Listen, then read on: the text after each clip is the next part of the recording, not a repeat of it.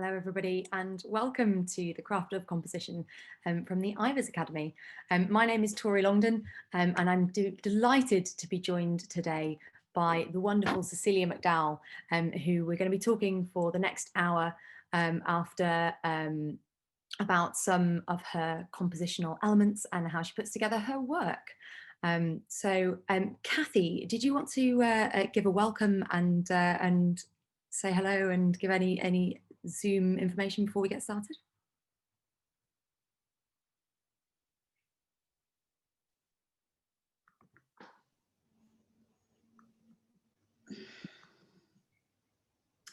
Hi, sorry, no, just to thank you both for joining us today. We're really looking forward to it. And just a bit of housekeeping. If people want to ask questions, please use the Q&A box and Tori will have a look at that towards the end of the session and we'll answer anything that you would like to know.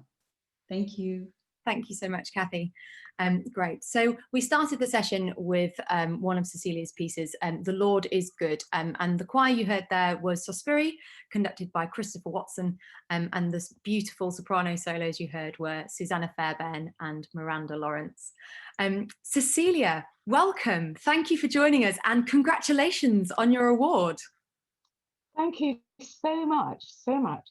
The Ivor Novello Award, a gift from the Ivors Academy, is such a special gift, and it means so much in so many ways.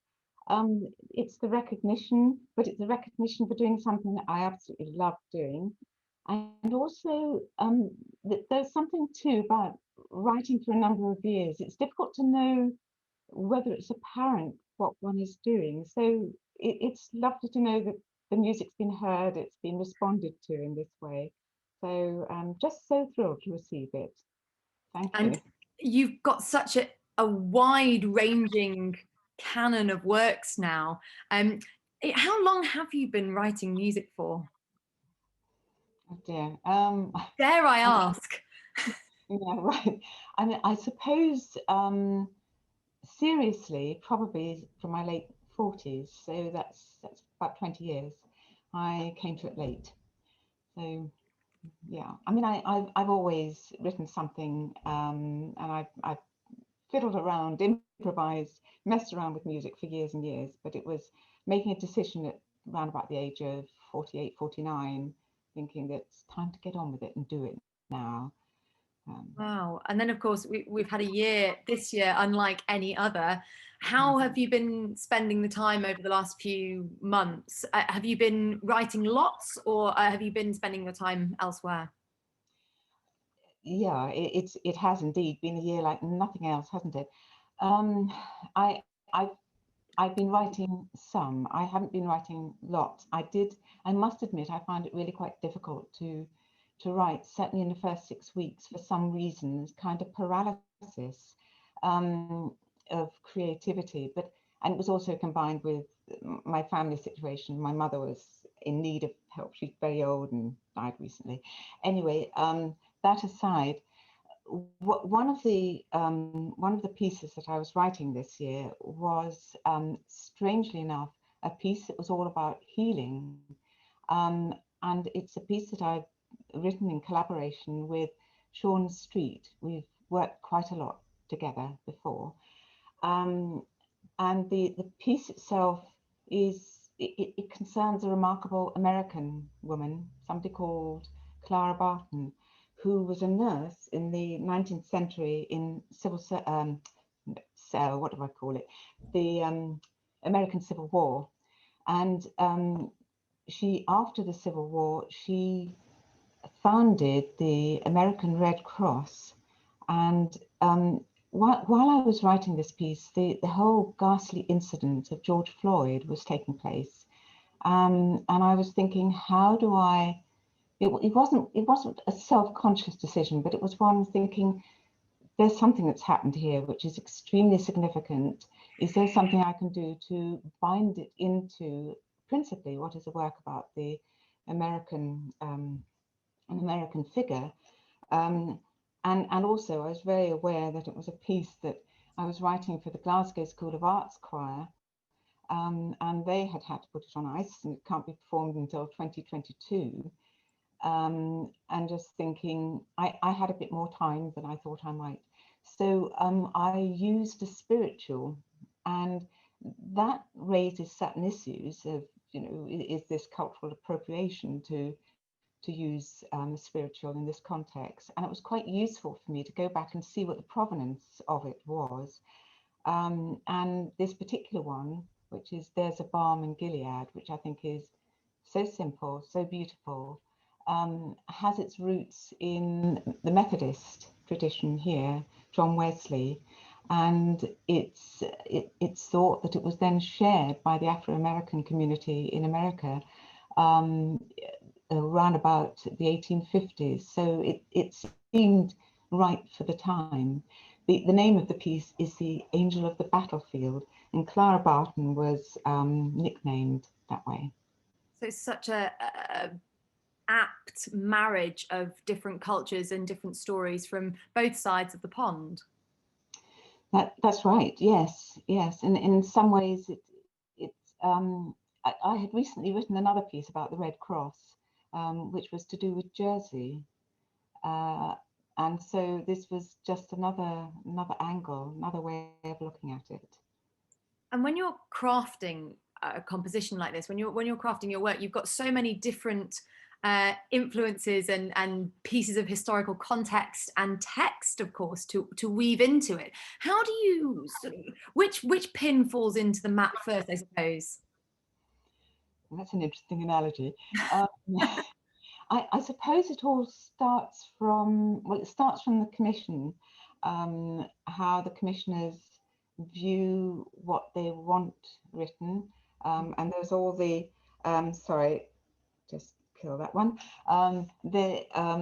Yes, so it starts with practicalities, and then it gets to the bit that I love the most, which is discussing the text and how to go forward with this. And I've worked with a number of poets, all of them wonderful, delightful people, and of course writing music, as indeed any kind of creative pursuit, is quite an isolated, solitary business. So it's lovely to have that collaboration. And yes, so it then unfolds from there, really. So if you're dealing with a sacred text, is that a different process for you?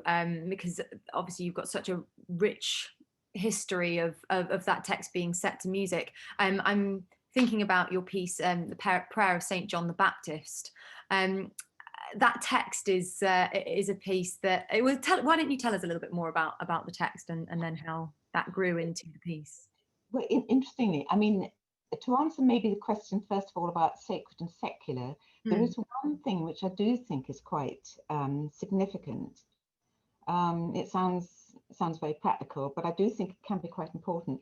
If it's an anthem, say for a service, religious service, church service, I'm very aware that sometimes there's not really an awful lot of time in which to rehearse. So, I mean, something like half an hour to get everything done in, and that includes the psalms. So I suppose if I know it's going to be for a church service, I write it in such a way that I hope will be easy to pick up and retain and perhaps go back to. So I'm not looking for complexity. I'm not looking for time signature changes of great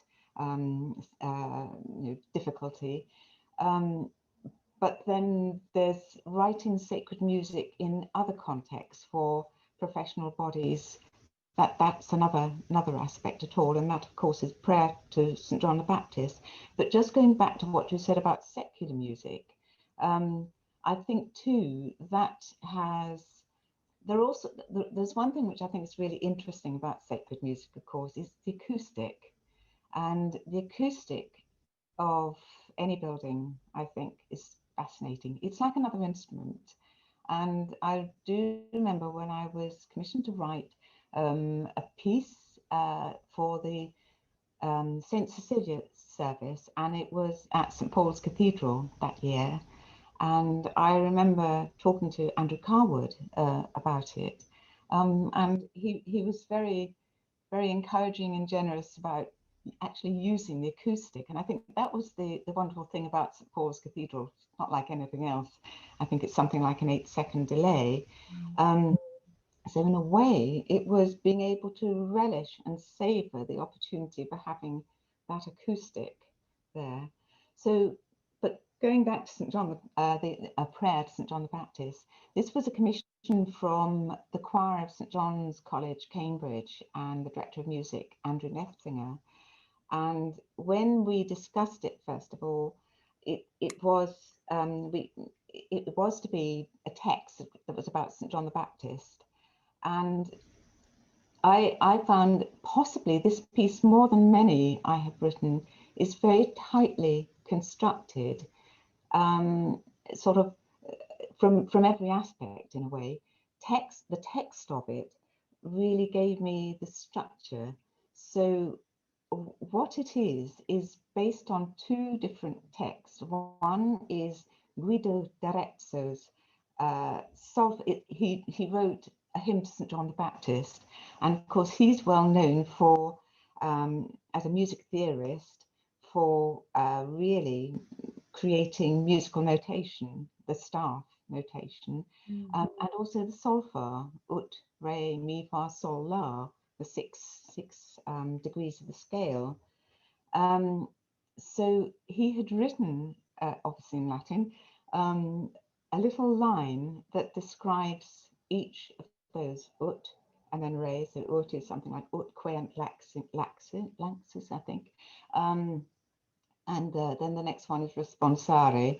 So it goes up in that way. So this suggested to me a way of structuring the piece on a scale, but to structure it on a diatonic scale was not what I had in mind. So it's quasi-octatonic. So it's sort of off-center, off-key, and underlying the whole thing is a pedal A, and the organ is not continuous all the way through, but is almost continuous. And because it's St. John the Baptist, and because of the river imagery used by the other text that I used, which was from the American Trappist monk Thomas Merton, I made use of the organ accompaniment as if it were a river. So it's a river running through it. So that's a rough description. There's so much detail and so much history packed into a work like that. How long does the whole process take? For that particular work, I know it's how long is a piece of string, but how long did it take you to weave all of those different influences into that particular work? You know, I actually can't say. I mean, it didn't take months and months. It took a short space of time. I mean, possibly about a month, I think.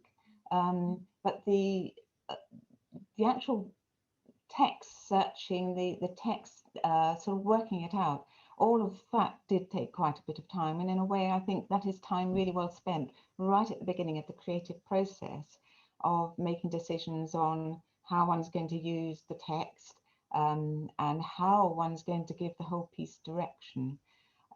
Particularly if one decides, as I did, that it was going to be basically on the same note, on a tonic pedal A. So it's a wonderful work, and should we listen to a small clip of it? Great.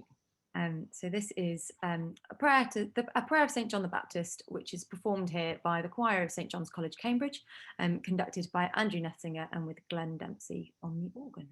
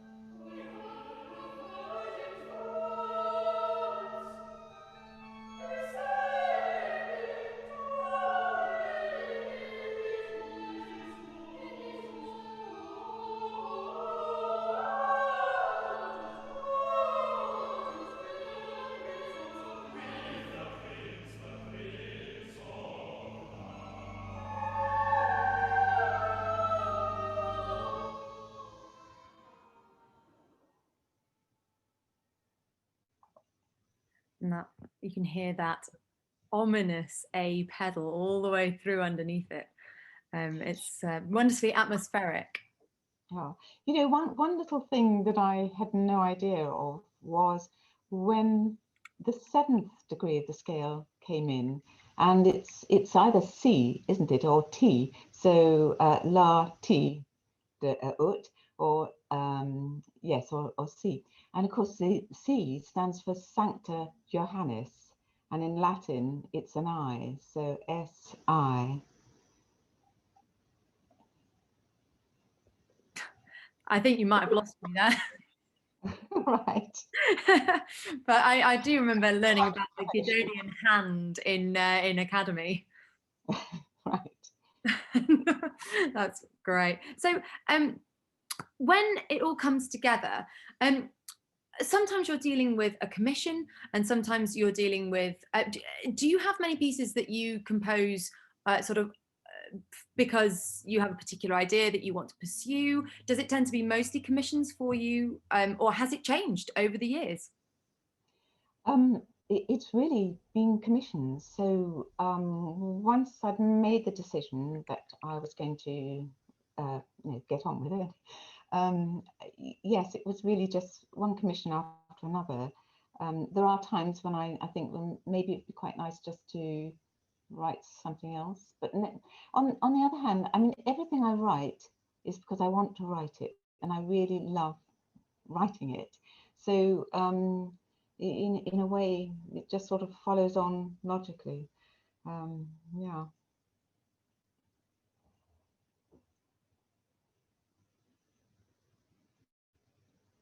Apologies. I'd just like to return quickly to something you said about the actual places that you write for. For example, if you write a piece that's intended to be performed in St. Paul's Cathedral, what happens then when it gets picked up by a local community choir and ends up being performed in a small hall, or and you've lost one of your instruments in inverted commas? Does it change how the piece, how you think of the piece, and how is that for you to hear it performed in a really different acoustic?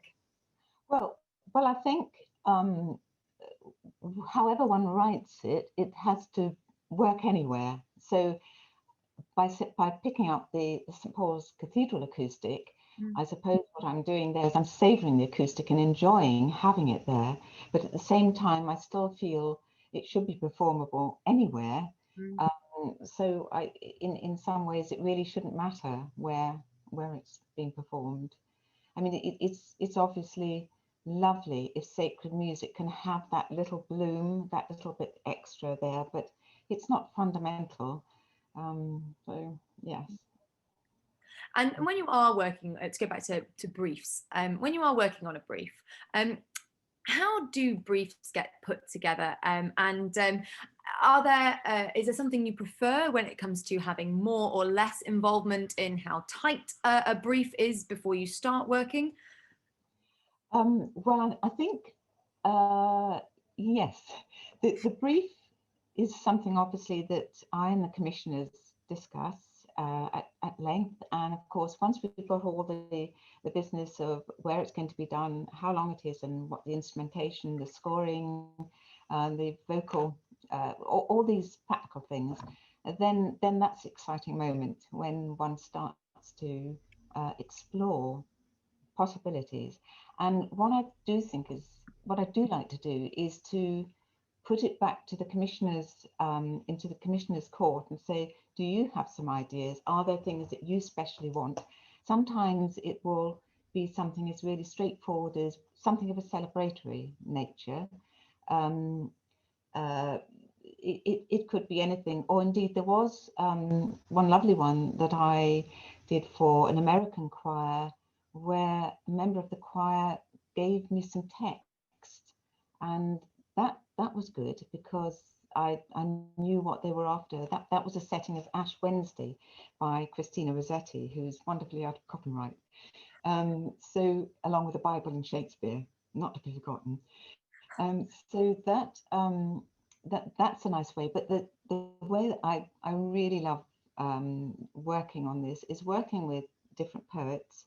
And as I've mentioned Sean Street, and I've worked a lot with Kevin Crossley Holland and a number of others. And it's sometimes a matter of taking a text that already exists and passing it over to them and asking if they can put it into some kind of context. And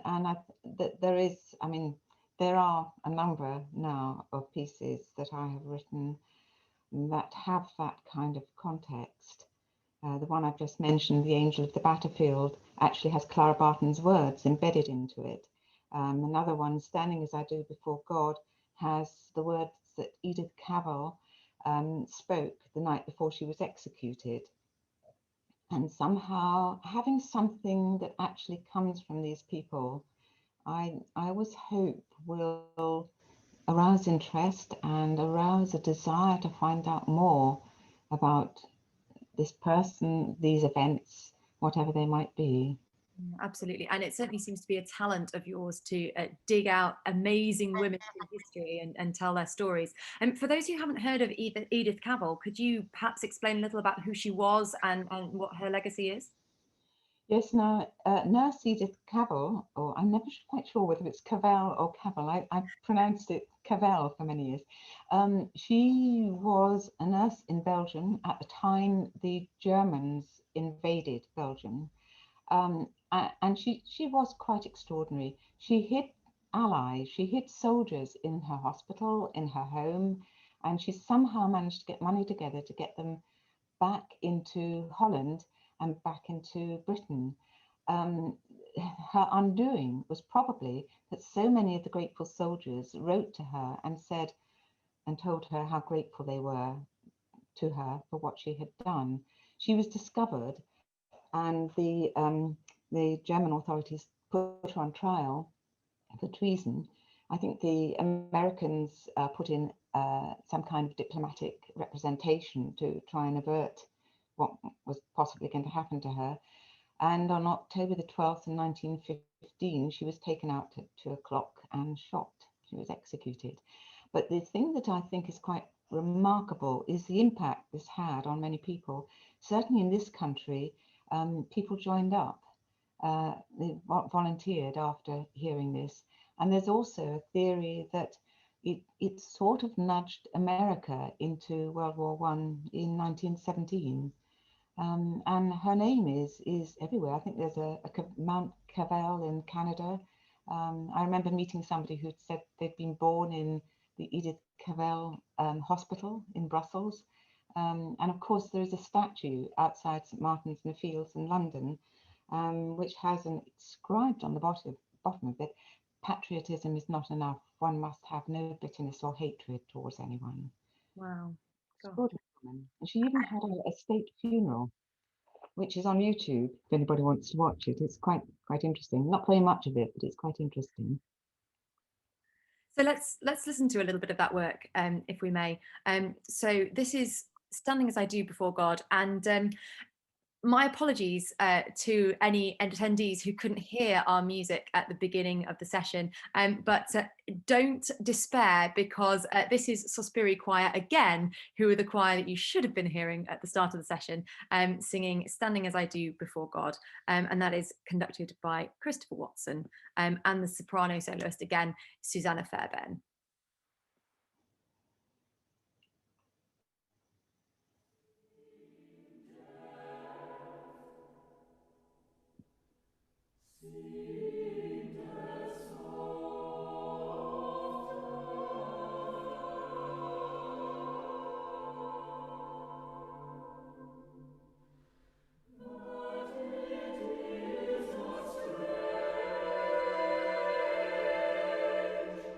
Oh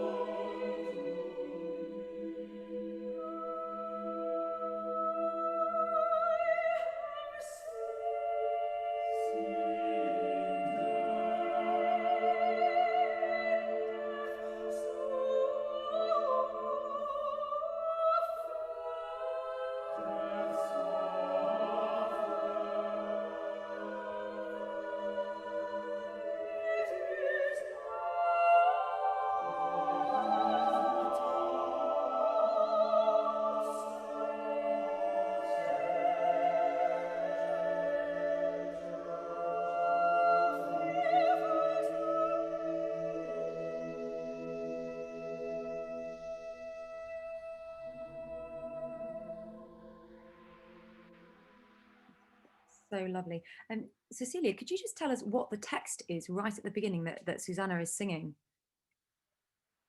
Put me on the spot there. Sorry. I have seen, I can't remember if I'm really honest.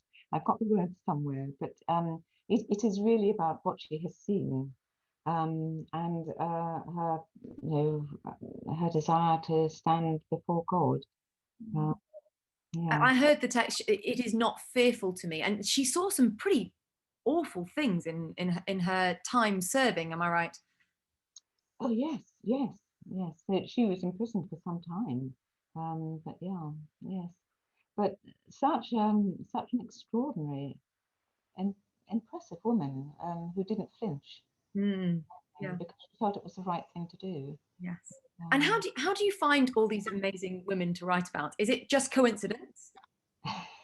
uh, that would be nice. No, no, it's not really coincidence. I suppose every commission starts from somewhere, and it starts from occasion. It starts from a time. For example, this year, in February, the BBC Singers commissioned a really interesting project called 7 Ages of Woman, and there were 7 of us composers, and I was representing the decade of 60s, and we were each invited to choose something that was relevant to our particular decade, and I'm only describing this as a sort of, this is how my mind was working, thinking, so how can I make this very much to do with my feeling about this time.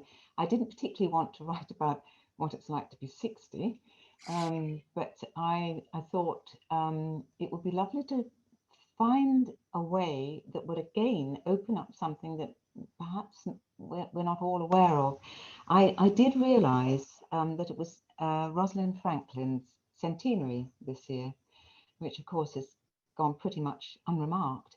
And Rosalind Franklin, as many of you will know, was a crystallographer, and she discovered in her X-ray the double helix, and the double helix led to the discovery by Crick and Watson of DNA.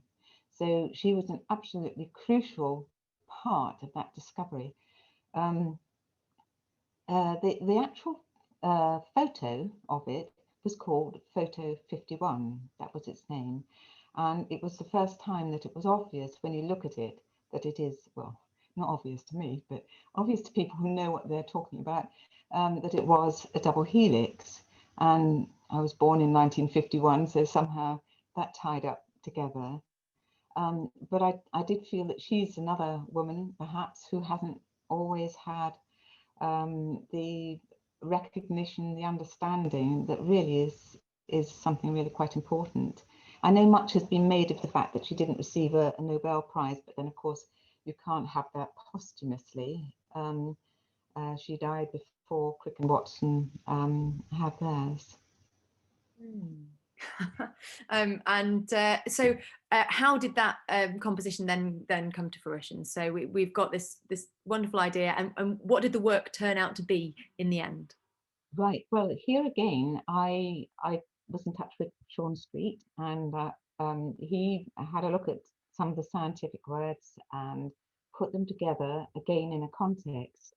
And that was quite intriguing because I suppose if you're talking about a double helix, it all already suggests certain movement, vocal movements that are sort of intertwining of ideas. How interesting. So, yeah, so it came from the idea as well as from the words. So was it set for double choir, or was it just the sort of the interweaving movements of the singers? I don't know the work. I'm embarrassed to say. Yes, it was SSATB, so it was possibly the two sopranos intertwining with each other, probably mostly. Yeah. Yeah. How interesting. Great. Now, moving on to, well, I suppose staying with the theme of strong women, there's a piece that is particularly close to my heart in your works, which is The Girl from Aleppo. Now, I came across this piece when I was looking for something to perform with my county youth choir, and it's wonderful work. It's so vivid, and it tells such an important story, actually. Yeah, well, I'll hand over to you to tell us about that important story, but it's a wonderful piece. Well, the girl at the centre of it, the girl from Aleppo herself, she is astonishing, remarkable, and I think she was 15 when she was brought by her sister from Syria to Germany, and it was at the time when Angela Merkel was encouraging people to come to Germany, and the poet and author Kevin Crossley Holland happened to be in Dubai at the the Emirates Literary Festival, and he met Christina Lamb, the author and journalist, and Nujeen Mustafa, and they were talking about her experience, and he was fascinated by it. And he and I had already been commissioned by the National Children's Choir of Great Britain to write a piece, and here the brief was. It sounds a simple one, but it certainly wasn't. The brief was children in conflict. Now, that's a difficult one. But Kevin met Nujeen. He apparently said that he immediately bought the book after he had heard Christina Lamb and Nujeen talking about it, and stayed up all night reading it. And it was rather endearing because when we were at a forum together recently in Dubai, Nujeen apologized to him and said she was so sorry he'd had sleepless nights. Anyway, she is astonishing. She has cerebral palsy, but she learnt her English by watching cookery programs, David Attenborough wildlife programs, American soap operas, and she was, I suppose, what you'd call the de facto leader of her group moving from Syria through to Germany. And Fergal Keane, the BBC journalist, kept coming across her on borders, and of course they were turned away from the Hungarian border. I think they must have gone through or tried to get through 9 different countries, 3,500 miles. Astonishing story. And what Kevin has done is to take her story, and he again has contextualized it, and then I set it to music. But what was interesting for me, or what I felt was really important, was I didn't in any way want it to be tokenist or, you know, here we are in Bulgaria, here we are in Greece. I wanted somehow to try and give a feel of that sound world, and by doing that, I asked the wonderful Harriet Mackenzie, who is very good at Arab violin playing, if she would do this, be part of it. And so in a way, what I've written is kind of quasi Middle Eastern violin line that goes all the way through it. So it's for violin and piano, just that, and singers, lots of them, or however many you have. The other thing that I thought was really quite fun to do was to try and make the piano at certain times sound a little bit like a cimbalom or a dulcimer, because it seemed to me that that kind of instrument exists in different forms all through the Middle East, from Syria right through to Germany.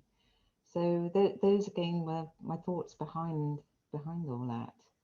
Yeah, and were you given any guidance for instruments from the National Children's Choir? Well, literally, it was just piano accompaniment, and I asked if I could have a violin, because I thought the violin would give a different sound world and perhaps create something just a little different. You can get away from equal temperament a little bit more. You can, yes, and lots of slides and falls as well, yes. So were you handed a complete libretto by Kevin Crossley Holland once he'd finished it, or did you work collaboratively with him on developing Nujeen's story into the work?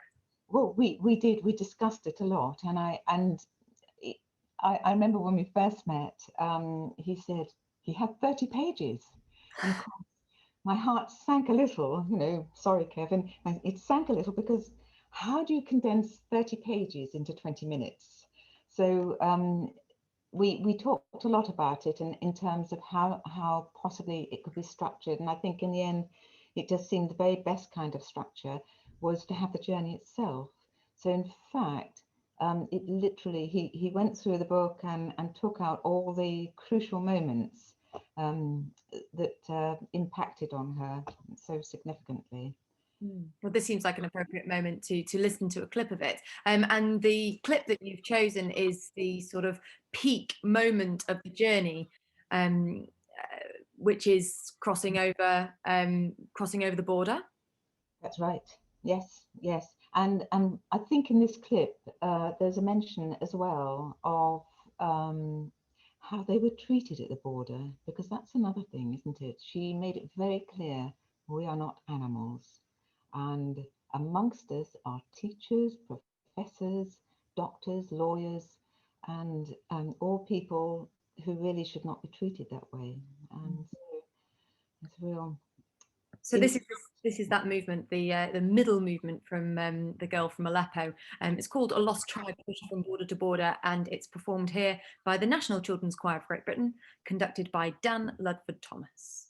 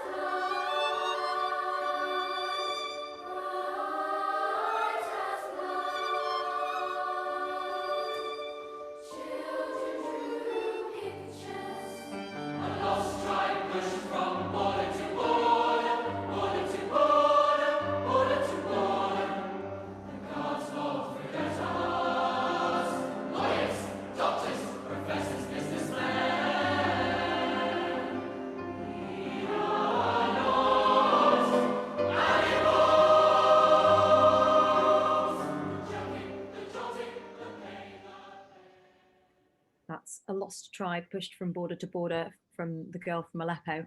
And you could hear Harriet Mackenzie there on that violin, and the piano was Claire Dunham. And go on. I was just going to say one thing. Sorry. I was just going to say one thing, which was I found it absolutely, sorry, having spot of difficulty here. Right. Sorry.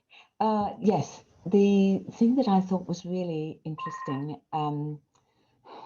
sorry, somebody's desperately trying to get through, I shall ignore it, is the children. Talking to the children, I thought it was really quite interesting. Sorry about this. Excuse me one moment.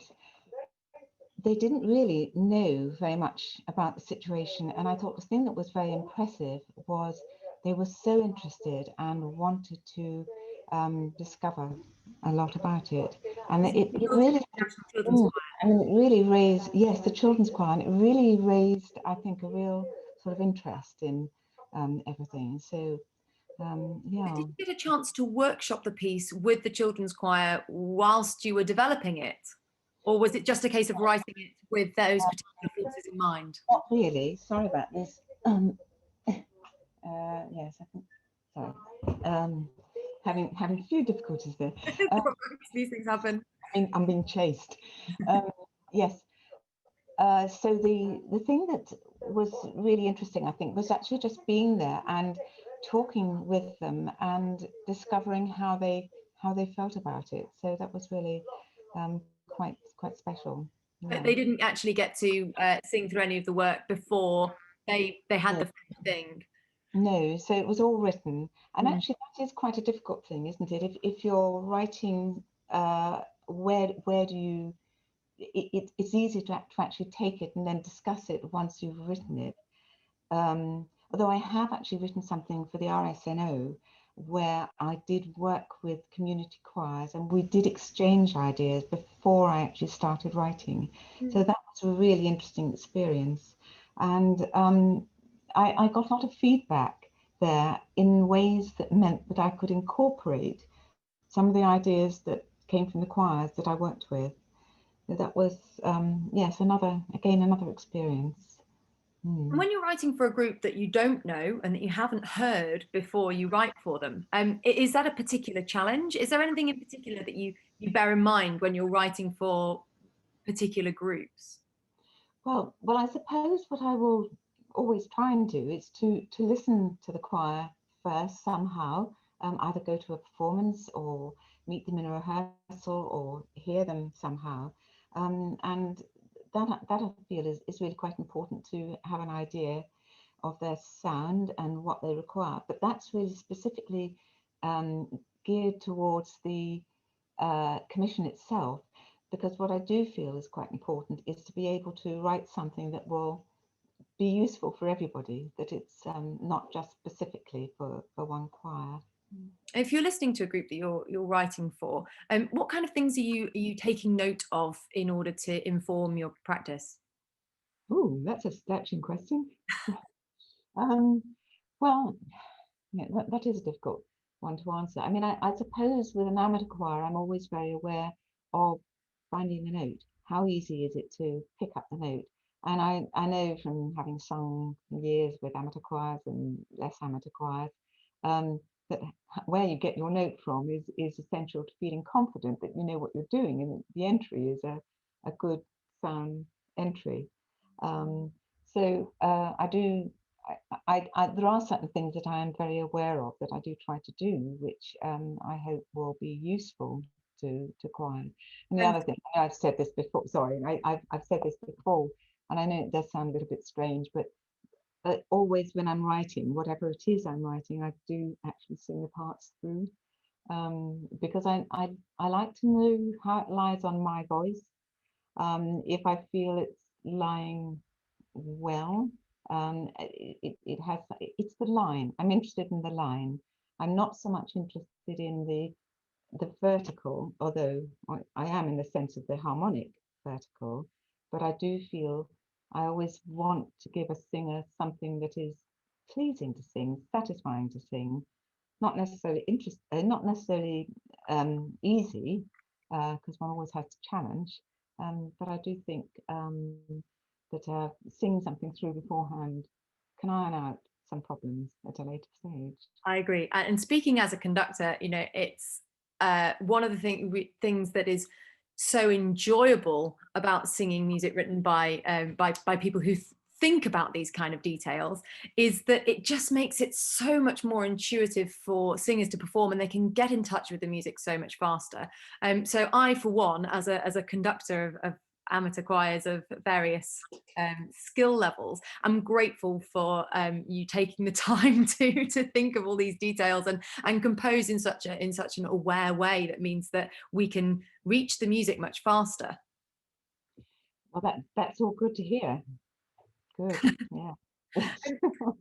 Something I've noticed, and when we spoke a few days ago, I remember we picked up on it, was the idea of light and shade. So many of the stories that you've told us over the last hour have been full of hardship and adversity and challenge, and yet some of your music, such as the piece we're about to hear next, is joyful. And do you feel like you need to or want to get a sort of balance of light and shade in everything you write, or do you move from one to the other? I do think the world is made up of contrast. It's made up. We live in a binary world where we have darkness and light and night and day and tension and release. joy and sadness. So I think that one is very much directional to the other. So I feel that they do go together. I also feel that within a piece that it must have direction, it must have some kind of contrast. It can't be unmitigated gloom. It needs some kind of arrival, maybe. And in the case of, I think it's the next piece we're going to play, Oriens.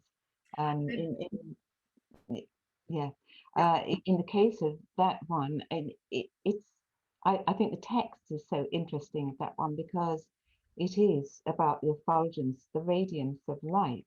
It's a beautiful, beautiful O antiphon. But at the same time, there is right at the end, there is the shadow of death lurking over it. So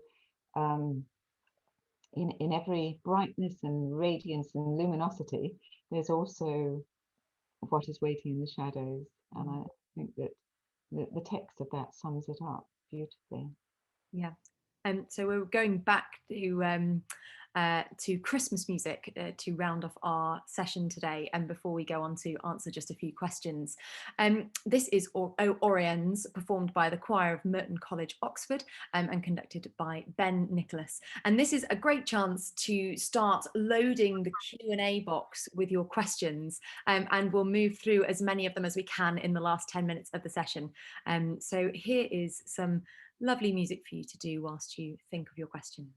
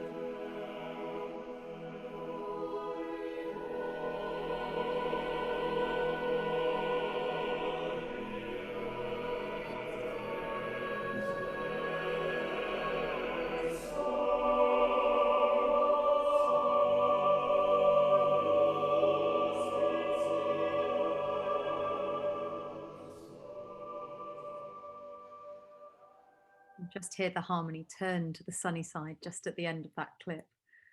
Oh. Yes, great. Okay, so I've seen some questions come into the chat. Cecilia, shall we move on to answering some questions? Yes, of course. Yeah, I'll try. The first one's coming in from Sarah McQuaid. Sarah says it was tremendously encouraging to hear about your relatively late start as a composer, because she's applying for grants and competitions, etc. And she's often seeing that they're limited to applicants under the age of 30. So could you tell us a little bit more about how you made your move into composition and where those first commissions came from? Well, let me think. Yes, when I was in my 40s, I did a master's in composition. So I think actually that was a great help, because one of the things I realized, of course, is when you're at university, when you're at music college, you have your peers who then go out and they perform, and very often they can take your music with them. But of course, by the stage, I'd been teaching for many years. I taught it secondary schools, Trinity College, and other places as well. So and also had a young family too. So it's I realized I needed to do something in order to kickstart, I suppose, that way. And it was, I suppose, just chance that I met some performers. Catherine Sturrock of the Fibonacci sequence very kindly invited me to be a composer in association, so I wrote for her instrumental combination. That was terrific. And then George Bass invited me to be composer in association with some choirs. So all these things help. And then, of course, once the music is performed and gets out, I think other people hear it, and I think that's all part of it growing gradually. Yeah. And a tremendous Luck. and a little luck, did you say? No, I'm just saying good luck to Oh. Bob. Yes, yes. Yes. No, just persevere, keep at it. Yeah. Yeah. And Frankie Williams is asking, is there a piece that you particularly want to write, but that you haven't had the right moment to do so yet? Is there something sitting in your notebook? Yeah, but I think yes, I'll keep that to myself for the moment, I think. Yes. Classified information, Cecilia. Yes. I've got a question here from Rebecca, who's interested in the start of composing a piece, how you decide on how you're going to build it melodically and harmonically. Do you consciously decide to use a specific technique, like we were discussing in the Prayer to St. John the Baptist, or do you sort of write in a flow and then add things in afterwards? Well, that's a thing. I mean, you know, the composer Henze said something along the lines of every piece you write is like starting from scratch. It's like starting from the beginning. And I sometimes think back to classical times, Baroque times, think, well, you know, you had a style then, so one could write within that style. Now we have to have our own voice and make decisions. So it's I suppose it's a way of trying to make each piece have its own distinct character, and that I have to admit, you know, that those moments right at the beginning, it's like looking into an abyss, trying to really decide what which way to go. Really, I remember the composer John McCabe saying something which I thought was quite interesting as we've been talking about DNA. He said that he felt the first few chords or the first moments of a piece were the DNA of the whole piece. And I think in a way that has a certain logic, doesn't it? That organically things start from that moment. And I feel there's no doubt about it that when you're writing a piece, that the more you write, the easier it gets because the more material you have. But of course, it's a matter of, I suppose, being economical with the material you have so that you don't have too much. As to how one starts, I mean, I find I do an awful lot before I even get anywhere near the piano. I will admit it, I do use the piano. I'm not like one of these composers who do it all in my head, but I do find the piano a very important reference, but come to the computer at a later stage, because I find if I put anything on a computer, I find it quite stifling. It doesn't seem to have the same creative freedom as it does if I'm just using manuscript and pencil. So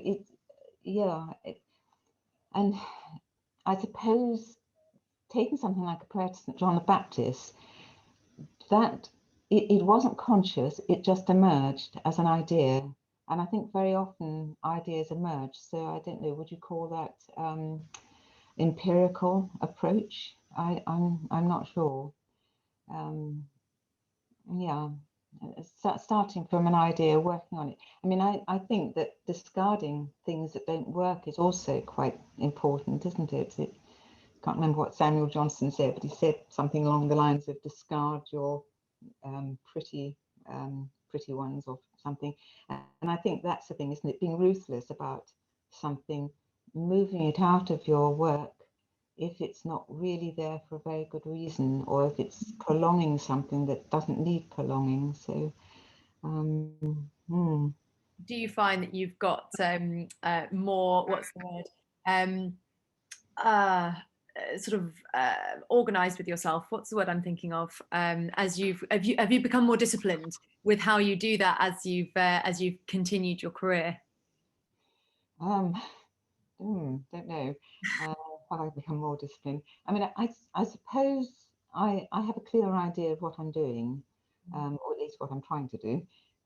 So it will be, I have a plan and I try to execute it. Yeah. But it's often a bit shaggy around the edges because sometimes it can take time for it to work, and there are other times when I can write something very quickly. So there's no guarantee, unfortunately. Yes. No. It's amazing. Sarah has very kindly put in the chat that the quote I think you're looking for is "kill your darlings." Oh, kill my darling. That's the one. Yes, not pretty ones, darlings. That's right. Yes, I'll have to remember that. Yes. I think we've got time for just one more question. It's interesting for a question from Dennis. All of your instrumentation, whether voice or instruments, is organic, real life instruments. Have you ever dreamt of venturing into the world of the digital and using software instrumentation or electronic instruments? When I was doing a master's, I was also doing a film course as well, which was all digital. Yes, I created film scores, digital film scores. It was an interesting experience. I enjoyed it, but in the end, I felt that I'm more interested in writing for acoustic instruments. It's probably just my I mean, I have to admit it, I'm totally technically inept. So it could well be that I just find these things really very difficult when it comes to digital technicalities. But we are really looking forward to, somebody has just said in the chat they're looking forward to the piece which is classified. And I'm certainly looking forward to seeing the results of the work that you've been doing during these last few months of isolation. Cecilia, it's been an absolute pleasure to talk to you this evening, and congratulations again on your Ivors Award. I hope that we will have a chance to make music again once the world returns back to normal. I do hope so. Yes, let's get out of this devastating phase. Yeah. Thank you very much. Thank you. And thank you to the Ivors for hosting this. Unless if somebody's going to jump in and say goodbye, I will wrap up and play out with a final piece of Cecilia's music, which is "Oh Sing Unto the Lord," which is performed here by the Oxford Choir, conducted by the one and only Bob Chilcott, and with Richard Pearce on the organ. So thank you everybody for joining us, and I hope that you will drop into another of the Ivors Academy webinars at some point in the future. Here it is.